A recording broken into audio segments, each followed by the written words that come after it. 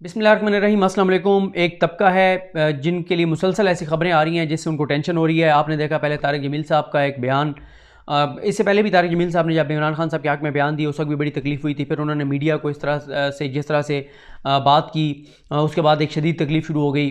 गो के ज़ाहिर है उन्होंने कहा कि मैं माज़रत करता हूँ अगर दिल आज़ारी हुई है, उस पर तो खैर हम किसी वीडियो में बात करेंगे। उसके बाद फिर आपने देखा कि आज यानी कल इमरान खान साहब ने जो यूट्यूबर्स के साथ मुलाकात की, उसमें जो इमरान खान साहब ने गुफ्तगू की एंकर्स और मीडिया के हवाले से, अभी तक उस पूरी मीटिंग में से 17 मिनट की वीडियो जो है वो रिलीज़ की गई है, जारी की गई है। बाकी वीडियो अभी जारी नहीं की गई। उसमें और भी चीज़ें हैं, ज़ाहिर है हमने तकरीबन मोस्टली चीज़ें बता दी अपनी वीडियोज़ में, और वीडियो आएगी तो कुछ और चीज़ें भी ज़ाहिर है आपके सामने आ जाएंगी। फिर उसके बाद एक और टेंशन, और वो मीशकिल रहमान की, वो भी मुसलसल टेंशन है। तो मीशकिल रहमान, मुलज़िम मीशकिल रहमान की गिरफ़्तारी का चहलम जो है वो हो चुका है, यानी 40 रोज़ वो हो चुके हैं, और मुसलसल एक तबका जो है वो बेचारा अज़ियत में है, परेशानी में है, तकलीफ़ में है। और अब उनको मुस्तकिल जो टेंशन दे दी है प्राइम मिनिस्टर इमरान खान ने, वो इस चीज़ से दे दिया है कि यूट्यूबर्स को PID के कार्ड जारी किए जाएंगे, उनकी बहुत से इदारों में अब एक्सेस होगी, उनको इन्फॉर्मेशन दी जाएगी जिस तरह रिपोर्टर्स को दी जाती है, जैसे मीडिया को दी जाती है, और उनको एक्नॉलेज किया जाएगा। ये भी एक बहुत बड़ी टेंशन है। तो मीशकिल रहमान की बात की मैंने, मुलज़िम मीशकिल रहमान की। मुलज़िम मीशकिल का जहाँ उनकी गिरफ़्तारी का चहला मुकम्मल हुआ है, वहीं पे टेंशन ये है कि उनके जो मुंतज़मीन हैं, जो लोगों को पकड़ पकड़ के कैंप में ला रहे थे और बड़ा दिखा रहे थे कि कैंप बड़ा सक्सेसफुल चल रहा है, अब वो कैंप खाली हो गए हैं। अब लोग ख़त्म हो गए हैं, किसको लेके आए? यानी ज़ाहिर है जैसे मुल्तान है और इसी तरह जगह हैं, वहाँ पे उनके रिपोर्टर्स या जो ब्यूरो चीफ होते हैं, उनके कितने पॉलिटिकल पार्टीज़ वाले जानने वाले होंगे। अच्छा, पॉलिटिकल पार्टीज़ वाले भी ज़ाहिर है एक बार जाते हैं तस्वीरें बनवाने के लिए, जैसे फजल रहमान साहब पहुँच गए, सिराजुल हक साहब गए, और बहुत से लोग गए, और अपोजिशन की जमातें ख़ास तौर पे वो सारे गए। उन्होंने वहाँ पे बैठ के तस्वीरें बनवाई, बयान दिए, बयान चले, अखबार में छपे, जियो पे सारा दिन चले। बहुत लोगों को ये भी शौक़ होता है कि चलो सारा दिन हमारी TV पे फ़ोटो चलेगी, हमारी अखबार में फ़ोटो छपेगी। आपको शायद अंदाज़ा नहीं है लोग कितना पैसा लगाते हैं अखबार में ख़बर छपवाने के लिए। जो मीडिया के लोग हैं, ज़ाहिर है उनके लिए ये कोई बड़ी बात नहीं होती, TV पे आना, अखबार में तस्वीर आना, उनके लिए कोई इतना ज़्यादा नहीं रहता। आप मुसलसल आते रहते हैं TV पे, तो एक वक्त आता है कि आपके लिए ये कोई बड़ी चीज़ नहीं रह जाती। लेकिन एक आम बंदा जो होता है, उसकी जब तस्वीर आती है अखबार में या कभी नाम आता है, वो साल साल उस अखबार को संभाल के रखता है कि अखबार में मेरा नाम आया था। आपने ये भी देखा होगा कई बार MNAs, MPAs, वुज़रा, कोई इंपॉर्टेंट लोग जब प्रेस कॉन्फ्रेंस कर रहे होते हैं तो बहुत से लोग झगड़ के पीछे खड़े होने की कोशिश कर रहे होते हैं इर्द गिर्द, और फिर साथ घर वालों को फ़ोन करके कह भी रहे जाते हैं कि वो फ़ोटो देखो मेरी, मैं आ रहे हैं TV पे, ये वो, ये ज़रा माहौल बन जाता है। तो ये इसलिए बहुत से लोग गए उन कैंपों में और उन्होंने जाके अपनी तस्वीरें बनवाई और सारा कुछ होता रहा। लेकिन अब वो कैंप खाली पड़े हुए हैं। एक तो ज़ाहिर है जिन लोगों ने आना था उनकी तादाद महदूद थी, वो आए हैं, तस्वीरें बनवाई हैं, चले गए। अब वो रोज़ रोज़ तो नहीं आ सकते।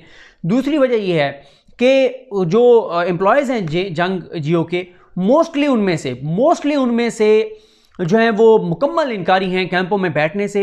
ज़ाहिर है जब उनको तनख्वाहें नहीं मिल रही, और उन्हें भी पता है कि इश्तिहारात लेते हैं मीशकिल रहमान साहब, तो कौन सा उसमें से हिस्सा देते हैं एम्प्लॉयज़ को, और प्लाट लिए हैं नवाज शरीफ से, तो कौन सा उसमें से मुलाजमीन को कुछ मिला है। और जो भी प्रोफेशनल होता है ना, वो मालकान के एजेंडे के ऊपर नहीं चलता। हमारा एक दोस्त होता था, मैं उसकी पहले भी एक बार मिसाल दे चुका हूँ, हम एक अखबार में होते थे तो उसका एक बड़ा मशहूर जुमला था। वो कहता था, फ़न बेचा है तन नहीं बेचा, फ़न बेचा है तन नहीं बेचा, जिस्म नहीं बेचा, फ़न बेचा है। फ़न है मेरे पास, लो फ़न, मेरे से काम लो और ठीक है उसको मुझे पे करो। तन नहीं बेचा, जिस्म नहीं बेचा कि मैं अब तुम्हारा ज़ख़रीद मुलाजिम बन गया हूँ या नौकर और ग़ुलाम बन गया हूँ। वो भी ये कहते हैं कि भाई हम जो मिसाल के तौर पर अच्छे रिपोर्टर हैं, जो कॉपी बनाने वाले हैं, जो इन पेज वाले हैं, जो और जिनका काम है, जो प्रोड्यूसर हैं, जो टेक्निकल स्टाफ है, वो कहते हैं कि हम यहाँ से, हमें आप निकालेंगे, हम किसी और इदारे में चले जाएंगे, इसी पोस्ट पे चले जाएंगे। थोड़ा सा चलो मुश्किल होगी, शायद कुछ अर्से बाद, कुछ दिनों बाद नौकरी मिले, लेकिन मिल जाएगी। जिसको काम आता है उसको मसला नहीं होता, अल्लाह ताला अपना करम करता है। और अब तो डिजिटल मीडिया, इतने प्लेटफॉर्म्स हैं, कोई करना चाहे तो उसके पास बहुत से मौके हैं। उनके मुलाजमीन नहीं जाना चाहते, उनके बहुत से मुलाजमीन, और ख़ास तौर पे जो प्रोफेशनल हैं, जो है ना ये मीशकिल साहब के नौकर जिनको हम कहते हैं, उससे हम हरगिज़, मैं ये क्लियर करना चाहता हूँ, जंग जियो के तमाम मुलाजमीन को, स्टाफ को नहीं कहते। 70% ऐसे हैं जो मेहनती हैं, जो हलाल कमाते हैं, जो अपने फ़न का लेते हैं, अपने टैलेंट का, अपनी हुनर का, उसका वो ज़ाहिर है उनको उसकी तनख्वाह मिलती है। लेकिन ये चंद हैं जो बेनिफिशरी हैं मीशकिल रहमान का जो सारा एक सिस्टम है। जैसे वो जरदारी साहब का आया था ना, बड़े साहब का सिस्टम सिंध में, वो जो करप्शन लूट मार का पूरा एक निज़ाम था, उसमें उसे कहते थे बड़े साहब का सिस्टम। तो एक सिस्टम है इनका कि ज़ाहिर है जिनके नाम पे ख़बरें छप जाती हैं उनको पता ही नहीं होता कि हमने ये खबर दी है, जिन की ख़बरें लगा के और फिर विलिंग डीलिंग की जाती है। तो ये कुछ बेनिफिशरीज़ हैं ज़ाहिर है, और जिनका एक है उनको वो तो ज़ाहिर है शोर मचा रहे हैं, ट्विटर के ऊपर भी, प्रोग्राम्स में भी, कैंपों में भी आते जाते हैं। लेकिन 70% 80% लोग नहीं जाना चाहते, और जो जा रहे थे तस्वीरें बनवाने के लिए उनकी तस्वीरें बन गई हैं और अब वो नहीं जाना चाहते। फिर उलमा देखें, उलमा ने फ़ोन पे तो बयान दे दिए हैं, और जंग ने पूरा एक सफ़ा छाप दिया कि कितने उलमा जो हैं वो मिशकिल की गिरफ्तारी के ख़िलाफ़ बात कर रहे हैं। तो मैंने तो एक दिन ट्वीट किया कि वो अर्तुगरुल ड्रामा ज़ाहिर है आज से वो चलना है टीवी पे 7-8 बजे, पता नहीं कितने बजे PTV पे चलना है। इमरान खान साहब ने बड़ी तारीफ़ की कल उसकी, और एक और सीरियल जो है तुर्की की, उसकी भी हिदायत कर दी है फैसल जावेद साहब को कि आप उस पर काम करें, और ये करना है हमने। मैं उस दिन ट्वीट मैंने किया, मैंने कहा कि वो जब आप अर्तुगरुल देखेंगे तो एक मौके पे जाके सलमान शाह को नाहक कैद कर दिया जाता है वो करदोगलों की साजिशों से।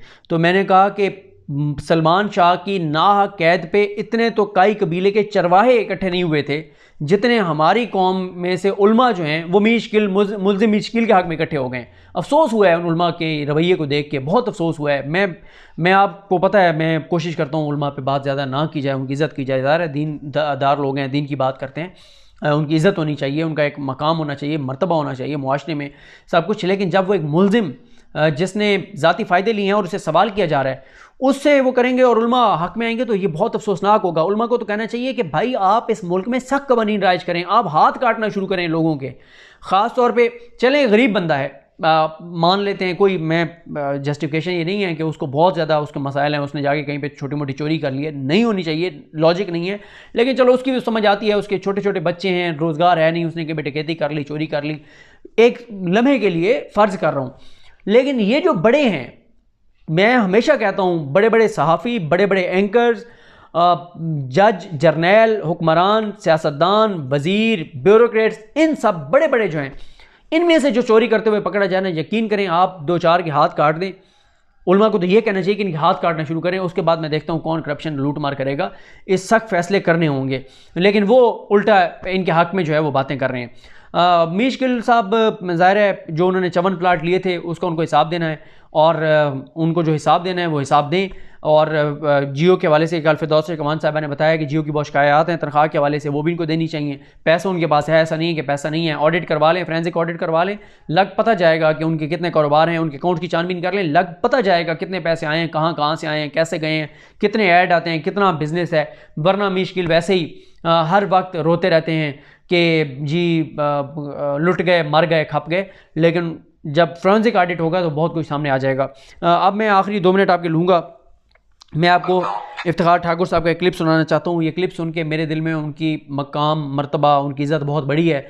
ये लोग हैं हमारे हीरोज़ हैं, यकीन करें, जो दुखी इंसानियत के लिए काम करते हैं, और जिनको अल्लाह ताला ने जो फेम दिया है उस फेम को अल्लाह का दिया हुआ होता है। जैसे इमरान खान साहब ने कल कहा कि इज़्ज़त ज़िल्लत अल्लाह के हाथ में, और अगर कोई ये समझता है कि वो पैसे के बलबूते पे कुछ एंकर्स को ख़रीद के किसी को जलील करवा देगा, तो पैसों से या अपने आप को बाइज़्ज़त बना के और पेश करेगा, तो अगर पैसों से इज़्ज़त ख़रीदी जा सकती होती तो सब अमीरज़ादे जो हैं वो इज़्ज़तदार होते, लेकिन ऐसा नहीं है।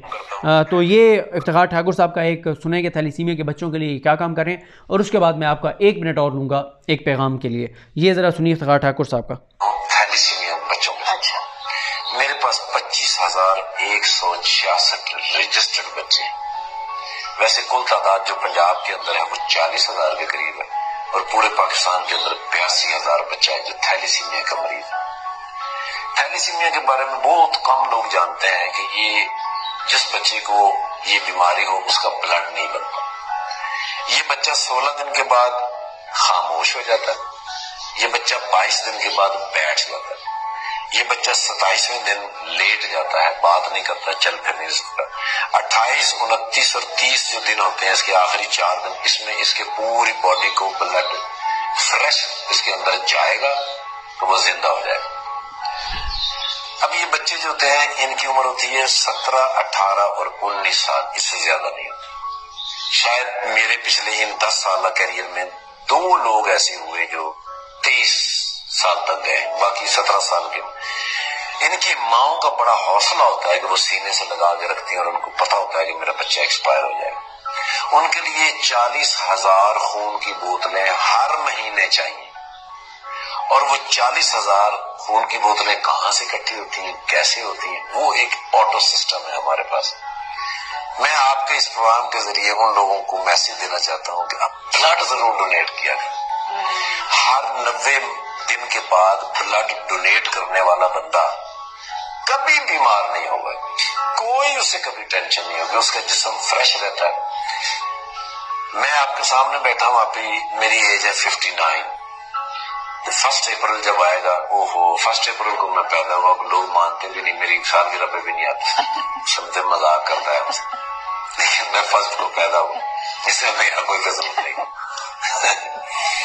1 अप्रैल को मैं 60 साल का हो जाऊंगा, और मेरे ऊपर अल्लाह का इतना एहसान है, अगर मैं पूरी जिंदगी में अगर मैं फ्लैशबैक में जाऊं, मैंने कभी सर दर्द की गोली भी नहीं खाई, नेवर।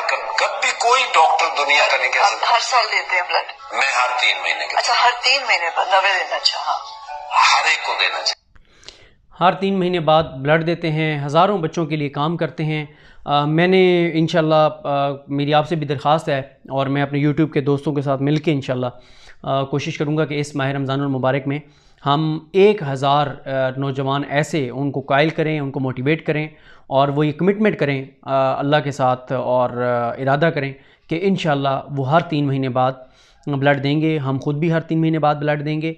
और ज़ाहिर है मैं कोशिश करता हूँ कि जब कोई बात करूँ किसी से, तो जैसे ये नबी करीम सल्लल्लाहु अलैहि वसल्लम ने भी फरमाया था कि बंदे को ख़ुद जब आप अमल करके उसके ऊपर और आप बात करते हैं तो फिर आपकी ज़बान में तासीर कुछ और होती है। तो मैं इंशाल्लाह ख़ुद भी अभी शुरू करूँगा इसी माह रमज़ान से कि हर 3 महीने बाद ब्लड दिया जाए, और इस माह रमज़ान में भी हम देंगे। और ये बताने का मकसद इसलिए है कि ताकि लोगों को पता चले कि हम सिर्फ कह नहीं रहे, इंशाल्लाह हम खुद भी उसके ऊपर अमल करेंगे और करते हैं, कोशिश करते हैं। बाकी अल्लाह की ज़ात बेहतर जानती है। तो 1000 कम अज़ कम लोग हम अपनी कोशिश और काविश से ऐसे तैयार करेंगे जो हर 3 महीने बाद ब्लड दें। और वो 1000 लोग, यकीन जानिए, उन 1000 लोगों के लिए मेरे कम अज़ कम दिल में जो मोहब्बत होगी, जो उनका एहतराम होगा, मैं अपने आप को सबसे ज़्यादा मैं समझूंगा कि वो 1000 लोग जो हमारे कहने के ऊपर, हमारी गुजारिश के ऊपर, हमारी दरख्वास्त के ऊपर इरादा करेंगे, तो जब तक उम्र है इंशाल्लाह उनका हम ये हमारे ऊपर भी एक ज़ाहिर है अजर अल्लाह ने देना होता है, लेकिन हमारे कहने पे जब हमारे इस मिशन में हमारे साथ होंगे तो हमारे ऊपर भी उनका एहसान होगा, और हम कोशिश करेंगे कि उनकी ये जो मोहब्बत है, जो दुख इंसानियत के साथ जो हमारे कहने पे वो करेंगे, तो इंशाल्लाह कोशिश करेंगे कि हमेशा उनके साथ एक अच्छा राब्ता भी रहे, तल्लुक़ भी रहे, और फिर उन 1000 को कहा जाए कि वो इसी तरह आगे भी इस मामले को बढ़ाएं। इंशाल्लाह मैं अपने से आगाज़ कर रहा हूँ, और बाकी यूट्यूब के दोस्तों से कहूँगा, तमाम से, आबिद अंदलीब हैं, इमरान वसीम हैं, मुगीस अली हैं, फ़हीम अख्तर हैं, अदील बड़ाइच हैं, ईसा नकवी हैं, उमर इनाम हैं, ज़मीर मुस्तफ़ी हैं, तमाम दोस्तों को ये कहूँगा कि वो इस मिशन में, इस एक नेक मकसद में मेरा साथ दें, और हम ये लोगों को, नौजवानों को मोटिवेट करें कि ब्लड दिया करें। सोचें उन माओं का, उन वालदैन का जिनके बच्चे जो हैं, ये सबसे ज़्यादा दिल में मतलब क्या कहूँ मैं कि कैसे जाके लगता है ये दिल में ये जुमला कि 16 दिन बाद, 17 दिन बाद वो खामोश हो जाते हैं, 22 दिन बाद बैठ जाते हैं, और फिर वो लेट जाते हैं। जब तक उनको ब्लड नहीं लगता वो उठने के काबिल नहीं रहते। अल्लाह ताला इस तरह की बीमारियों से बचाए। किसी माँ को अल्लाह ताला, किसी बाप को अल्लाह ताला इस तरह के दुख ना दिखाए। और जिस तरह उन्होंने बताया कि 17-18 साल की उम्र में वो बच्चे इस दुनिया से वो चले जाते हैं, थैलेसीमिया के मरीज़, तो इस उम्र में औलाद का दुख अल्लाह ताला किसी को ना दिखाए। इंशाल्लाह हम ये मुहिम चलाएँगे। और 1000 इसलिए कहा है कि टारगेट वो रखना चाहिए जिसको आप अचीव कर सकें।